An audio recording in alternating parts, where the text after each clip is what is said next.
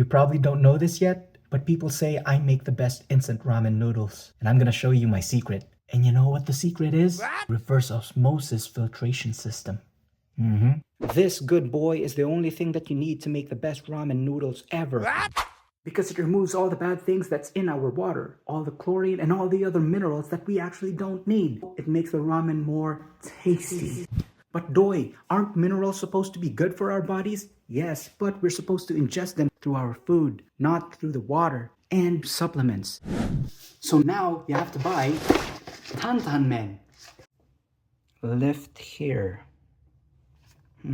Wow. Oh. Take a look at that. You know how to tell if the oil is good? No! And of course, don't forget your soup base. Huh? Right in the middle, add the oil.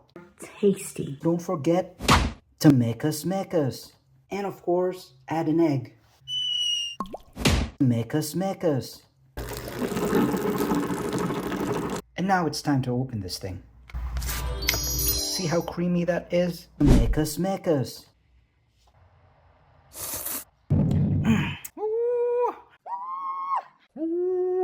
It's the best instant ramen noodles ever. Not really. It's just instant ramen noodles.